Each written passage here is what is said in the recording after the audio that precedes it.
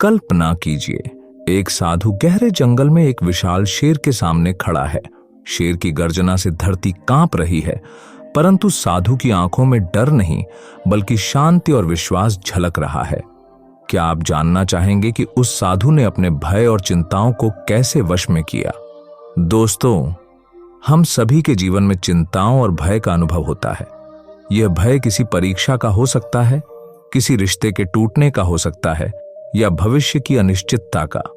लेकिन सवाल यह है कि हम इन चिंताओं और भय को कैसे दूर कर सकते हैं। आज के इस वीडियो में हम एक प्रेरणादायक साधु की कहानी के माध्यम से जानेंगे कि कैसे आप भी अपने जीवन से भय और चिंताओं को हमेशा के लिए विदा कर सकते हैं। बहुत समय पहले एक संत थे जो अपनी साधना के लिए जंगल में निवास करते थे। वह दिन रात ध्यान में लीन रहते और भगवान का ध्यान करते। एक दिन एक शिष्य ने उनसे पूछा, गुरुदेव, मुझे हर समय चिंता और भय घेर लेता है। मैं इनसे छुटकारा पाना चाहता हूं, कृपया मुझे मार्ग दिखाइए। संत ने मुस्कुराते हुए कहा, कल सुबह सूरज उगने से पहले नदी के किनारे आओ, मैं तुम्हें इसका उत्तर दूंगा। अगली सुबह शिष्य नदी के किनारे पहुंचा। संत ने उसे एक पत्थर दिया और कहा, इसे पानी पर फेंको। शिष्य ने वैसा ही किया। संत ने पूछा, अब क्या देख रहे हो? शिष्य ने जवाब दिया, पानी में लहरें उठ रही हैं और धीरे धीरे शांत हो रही हैं। संत ने कहा, चिंता भी इसी प्रकार है। जब तक तुम अतीत की यादों और भविष्य की कल्पनाओं में खोए रहोगे, तुम्हारा मन अशांत रहेगा। वर्तमान में जीना सीखो और तुम्हारी चिंताएं शांत हो जाएंगी। कुछ समय बाद संत और शिष्य जंगल में एक शेर से आमने सामने हो गए। शिष्य डर के मारे कांपने लगा, लेकिन संत ने अपनी आंखें बंद कर लीं और शांति से खड़े रहे। शेर कुछ देर घूरने के बाद वापस चला गया। शिष्य ने हैरानी से पूछा, गुरुदेव, आपको डर क्यों नहीं लगा? संत ने उत्तर दिया, डर तब पैदा होता है जब हम किसी स्थिति को बदलने की कोशिश करते हैं। मैंने शेर को स्वीकार कर लिया और भगवान पर भरोसा किया। स्वीकृति से डर खत्म हो जाता है। संत ने शिष्य को एक दिन एक बीज दिया और कहा, इसे जमीन में बो दो और इसका ध्यान रखो। शिष्य ने वैसा ही किया। कुछ महीनों में वहां एक सुंदर पेड़ उगाया।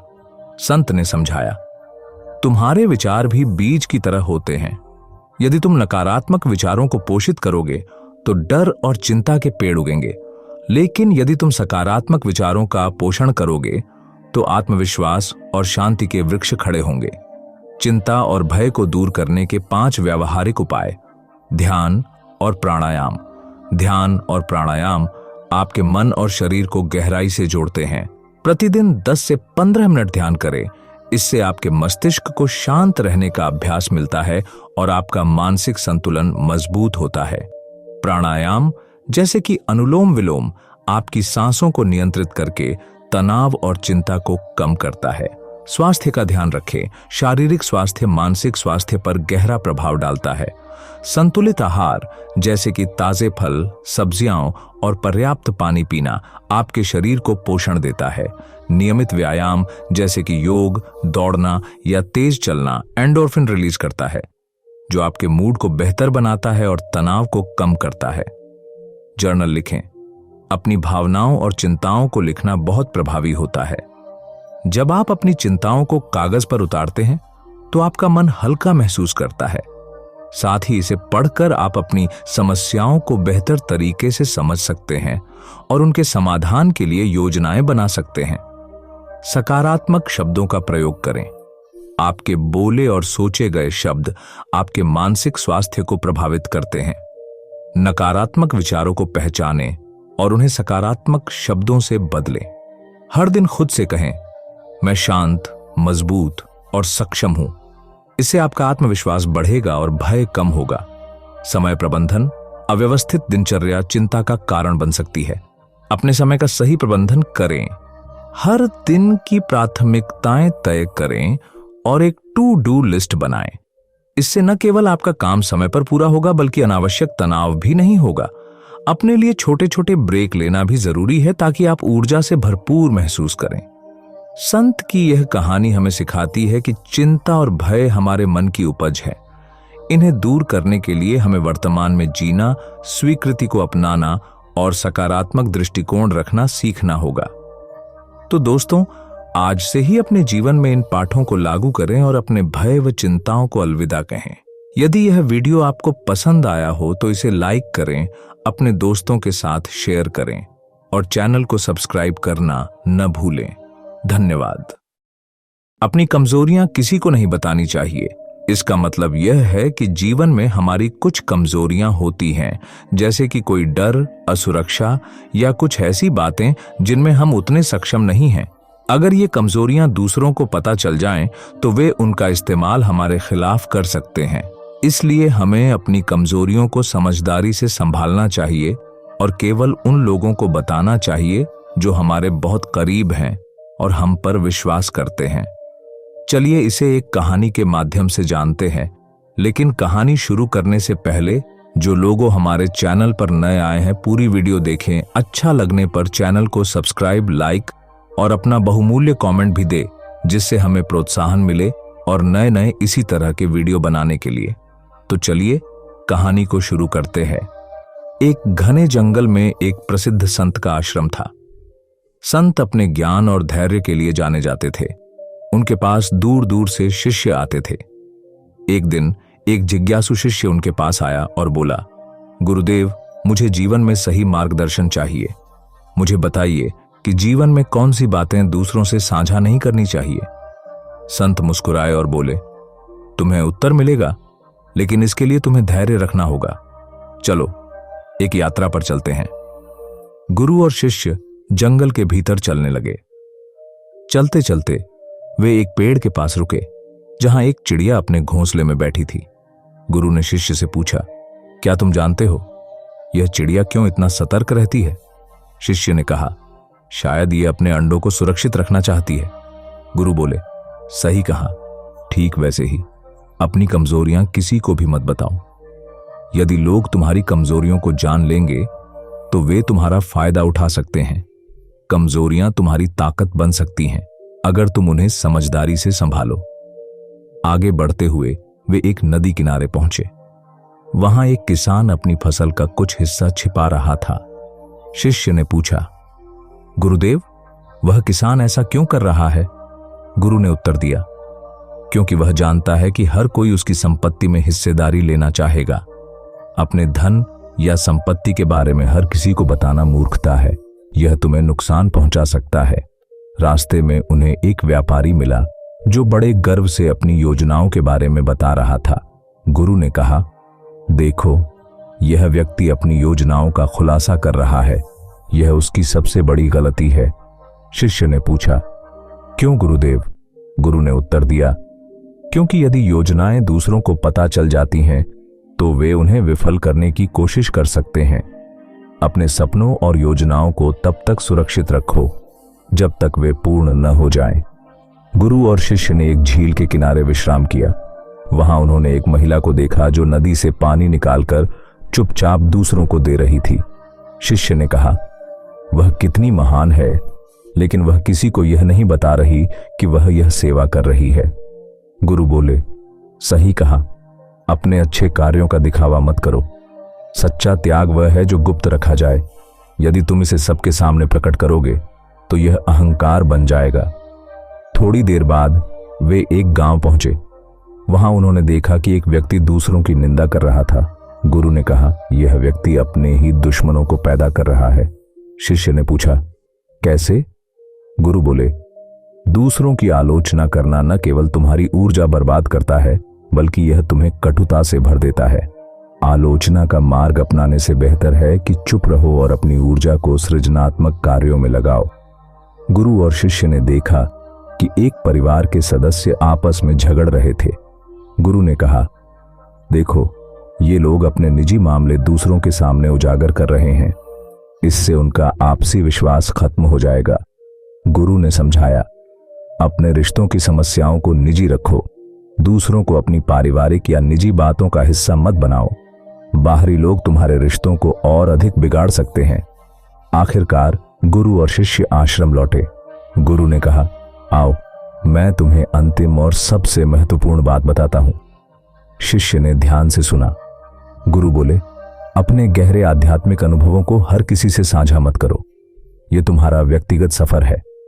लोग इसे समझ नहीं पाएंगे और तुम्हें गलत समझ सकते हैं।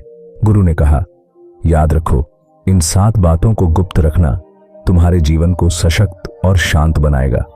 शिष्य ने गुरु को धन्यवाद दिया और कहा, गुरुदेव, आपने मुझे जीवन की सच्ची शिक्षा दी।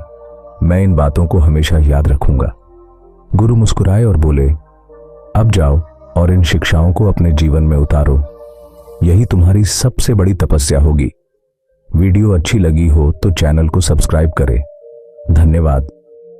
जीवन रहस्यों और अनदेखी योजनाओं से भरा हुआ है। ईश्वर का हर निर्णय हमारी भलाई के लिए होता है, लेकिन कभी कभी यह हमें समझने में समय लगता है। आज की कहानी आपको सिखाएगी कि धैर्य और विश्वास ही सच्ची कुंजी है। कृपया चैनल को सब्सक्राइब करें और इस प्रेरणादायक यात्रा का हिस्सा बने। रघु नाम का किसान गांव में अपनी सादगी और ईमानदारी के लिए जाना जाता था, लेकिन उसका जीवन दुखों से भरा था। फसल कभी अच्छी नहीं होती, बैलगाड़ी बार बार टूट जाती और चोरी डकैती उसकी मुसीबतों को और बढ़ा देती। एक दिन उसकी फसलें पूरी तरह बर्बाद हो गईं। उसने आसमान की ओर देखकर कहा, हे ईश्वर, और कितना सहना होगा। उसी समय एक वृद्ध संत गांव में आए। उन्होंने रघु की उदासी देखकर कहा, वत्स, जो कुछ भी होता है वह ईश्वर की मर्जी से होता है। तुम्हारी हर कठिनाई एक बड़ी भलाई की ओर इशारा करती है। रघु ने संत की बातों को सुना, लेकिन उनका अर्थ समझ नहीं पाया। रघु के जीवन में एक अनोखी घटना घटी। एक रात जब वह अपने घर में सो रहा था तो उसे अजीब सी आवाज सुनाई दी। वह चौंक कर उठा और देखा कि कोई उसके घर के बाहर छिपा हुआ है। डरते डरते उसने दरवाजा खोला, लेकिन वहां कोई नहीं था। अगली सुबह उसने देखा कि उसके खेत के पास की जमीन खुदी हुई थी। यह देखकर वह परेशान हो गया। वह सोचने लगा, यह कौन कर सकता है और क्यों? संत से मिलने पर उन्होंने मुस्कुराकर कहा, रघु, यह ईश्वर की मर्जी है। धैर्य रखो, सच्चाई जल्द ही सामने आएगी। कुछ ही दिनों बाद रघु का जीवन और अधिक उलझ गया। राजा के सिपाही गांव में आए और घोषणा की कि गांव की जमीन के नीचे खजाना दबा हुआ है। उन्होंने हर किसान के खेत की जांच शुरू की। रघु डर गया कि कहीं उसका खेत भी न खोद दिया जाए। उसे संत की बात याद आई, लेकिन यह समझ नहीं आ रहा था कि ईश्वर की मर्जी में उसकी भलाई कहाँ है। जांच के दौरान सिपाहियों ने रघु के खेत को छोड़ दिया। इसका कारण यह था कि कुछ दिन पहले जहां उसकी जमीन खुदी हुई थी, वहां मिट्टी भर दी गई थी। यह देखकर सिपाहियों ने सोचा कि वहां कुछ नहीं है। रघु ने संत से पूछा, यह सब क्या हो रहा है? संत ने कहा, वत्स, याद करो, तुम्हारे घर के बाहर रात को कौन था? वह तुम्हें बचाने के लिए आया था। रघु चौंक गया। उसे एहसास हुआ कि जो खुदाई उसने देखी थी वह एक चोर ने की थी, लेकिन उसी घटना ने उसे सिपाहियों की निगाहों से बचा लिया। कुछ दिनों बाद रघु ने उस स्थान को खुदाई करने का निर्णय लिया जहां चोर ने खुदाई की थी। उसे विश्वास था कि वहां कुछ रहस्य छिपा है। खुदाई करते समय उसे एक प्राचीन तांबे का बर्तन मिला जिसमें एक पत्र और कुछ सोने के सिक्के थे। पत्र में लिखा था, जो भी इस खजाने को पाएगा वह इसे अच्छे कार्यों में उपयोग करेगा। यह खजाना ईश्वर की मर्जी से तुम्हारे पास पहुंचा है। इसे संभाल कर रखो और दूसरों की मदद करो। रघु यह देखकर अवाक रह गया। वह तुरंत संत के पास गया और उन्हें सब कुछ बताया। संत ने मुस्कुराते हुए कहा, देखा, मैंने कहा था ना, जो भी होता है वह ईश्वर की मर्जी से होता है। तुम्हारे सभी दुख तुम्हें इस खजाने तक पहुंचाने के लिए थे। अब यह तुम्हारी जिम्मेदारी है कि इसे सही तरीके से उपयोग करो। रघु ने उस खजाने का उपयोग गरीबों की मदद करने, गांव के लिए एक कुआं खुदवाने और अपने खेत को बेहतर बनाने में किया। अब वह केवल अपने लिए नहीं बल्कि पूरे गांव के लिए जी रहा था। गांव के लोग उसकी दरिया दिली से प्रेरित हुए और सभी ने मिलकर गांव को समृद्ध बनाने का संकल्प लिया। रघु का जीवन अब सुखद और शांतिपूर्ण था। जब भी कोई उससे पूछता, तुमने यह सब कैसे सहा, वह मुस्कुराकर कहता, जो भी होता है ईश्वर की मर्जी से होता है। बस हमें धैर्य और विश्वास बनाए रखना चाहिए। जीवन में हर कठिनाई एक गहरी सीख और छिपे हुए वरदान के साथ आती है। हमें बस ईश्वर पर विश्वास करना चाहिए और उनकी मर्जी को समझने की कोशिश करनी चाहिए। अगर यह कहानी आपको प्रेरित करे तो कृपया हमारे चैनल को सब्सक्राइब करें। ऐसी और कहानियों के लिए हमारे साथ जुड़े रहें। जीवन में हर कोई खुश रहना चाहता है, लेकिन कई बार कठिनाइयां और चुनौतियां हमें गिरा देती हैं। हम सोचते हैं कि क्यों हमारा जीवन इतना कठिन है और कैसे हम इसे बेहतर बना सकते हैं। आज मैं आपके साथ एक छोटी सी कहानी साझा करने आया हूं, जो आपके जीवन में बड़ा बदलाव ला सकती है। यह कहानी है एक छोटे गांव के एक युवक की, जिसका नाम अर्जुन था। अर्जुन एक बहुत ही परिश्रमी और ईमानदार व्यक्ति था, लेकिन उसके जीवन में लगातार मुश्किलें आ रही थीं। उसके पास खेती की छोटी सी जमीन थी, लेकिन फसल हमेशा खराब हो जाती। घर में गरीबी थी और परिवार को रोजी रोटी जुटाना भी मुश्किल हो गया था। अर्जुन दिन रात कड़ी मेहनत करता, लेकिन कोई सफलता नहीं मिलती। एक दिन अर्जुन ने ठान लिया कि वह किसी ज्ञानी संत से मिलकर जीवन की समस्याओं का हल पूछेगा। कई दिन पैदल चलने के बाद वह एक साधु के आश्रम पहुंचा, जो दूर पहाड़ों के बीच स्थित था। अर्जुन ने साधु को अपनी समस्याएं बताईं और कहा, महाराज, मैंने जीवन में सब कुछ किया, लेकिन मेरे सारे प्रयास विफल हो जाते हैं। मैं बहुत परेशान हूं। कृपया मुझे बताइए कि मैं क्या करूं। साधु ने मुस्कुराते हुए अर्जुन से कहा, बेटा, तुम्हारे प्रश्न का उत्तर तुम्हारे भीतर ही है। तुम्हें बस सही दृष्टिकोण अपनाना होगा। मैं तुम्हें 7 महत्वपूर्ण बातें बताने जा रहा हूं। अगर तुम इन्हें अपनाते हो तो तुम्हारा जीवन पूरी तरह से बदल जाएगा। इसके बाद साधु ने अर्जुन को 7 बातें बताईं, जो जीवन को बदलने के लिए आवश्यक थीं। ये बातें मैं आज आप सबके साथ साझा करना चाहता हूं। पहली बात, स्वीकृति, एक्सेप्टेंस। साधु ने कहा, सबसे पहले अपने जीवन की हर परिस्थिति को स्वीकृत करना सीखो। अर्जुन, जब तुम अपनी वर्तमान स्थिति को स्वीकार करते हो, तब तुम शांत होते हो और सही निर्णय लेने की शक्ति प्राप्त करते हो। अपनी स्थिति से भागने की बजाय उसे समझो और स्वीकारो। अर्जुन ने साधु की यह बात सुनी और मन ही मन उसने शपथ ली, आज से मैं अपनी परिस्थिति को पूरी तरह से स्वीकार करूंगा और हर चुनौती का सामना करूंगा। मैं शिकायत करने के बजाय समाधान ढूंढने की कोशिश करूंगा। दूसरी बात, कर्म का महत्व, पावर ऑफ एक्शन। साधु ने अर्जुन को समझाया, संसार में सबसे महत्वपूर्ण चीज है कर्म। तुम कितने भी सपने देख लो, लेकिन अगर कर्म नहीं करोगे तो कुछ भी प्राप्त नहीं होगा। अर्जुन ने यह सुनकर साधु से पूछा, महाराज, मैं तो पहले ही बहुत मेहनत करता हूं, लेकिन फिर भी असफलता क्यों मिलती है? साधु ने उत्तर दिया, कर्म तो करो, लेकिन फल की चिंता मत करो। जब तुम बिना किसी अपेक्षा के कर्म करते हो तो तुम्हारा कर्म निश्चल और शक्तिशाली हो जाता है। अर्जुन ने अपने मन में शपथ ली, अब मैं केवल कर्म पर ध्यान दूंगा, परिणाम की चिंता नहीं करूंगा। मेरा सारा ध्यान अपने कर्म में होगा। तीसरी बात, वर्तमान में जीना, living in the present moment. साधु ने कहा, अर्जुन, जीवन केवल वर्तमान का खेल है। तुम्हारा अतीत बदल नहीं सकता और भविष्य अनिश्चित है। तुम्हारे पास केवल यह पल है, इसे पूरी तरह से जियो। अर्जुन को यह सुनकर बहुत शांति मिली। उसने महसूस किया कि वह हमेशा भविष्य की चिंता में उलझा रहता था। उसने साधु की बात मानी और अपने दिल में शपथ ली, आज से मैं केवल वर्तमान में जीऊंगा। मैं अपने हर पल का आनंद लूंगा और उसे पूरी तरह से जीऊंगा। साधु की इस चौथी बात ने अर्जुन को यह सिखाया कि जो बीत गया उसे छोड़कर आगे बढ़ना ही सबसे बेहतर रास्ता है। अर्जुन से कहा, जीवन में आत्म संयम के बिना कुछ भी प्राप्त नहीं किया जा सकता। संयम के साथ किए गए कार्य से ही सफलता मिलती है। अर्जुन ने अपने जीवन में कई बार देखा था कि वह अपनी इच्छाओं और भावनाओं के कारण अक्सर विचलित हो जाता था। साधु की इस बात को सुनकर उसने मन ही मन ठाना, मैं अब आत्म संयम का पालन करूंगा। मैं अपनी इच्छाओं को नियंत्रित करूंगा और अपनी ऊर्जा को सही दिशा में लगाऊंगा। ये शपथ उसे जीवन में अनुशासन और दृढ़ता की ओर ले गई। पांचवी बात, सेवा और परोपकार, सर्विस एंड काइंडनेस। साधु ने अर्जुन को सिखाया, अर्जुन, दूसरों की सेवा से बड़ा कोई धर्म नहीं है। जब तुम दूसरों की मदद करते हो तो ईश्वर तुम्हारे जीवन में खुशियां भर देते हैं। सेवा का मार्ग अपनाओ।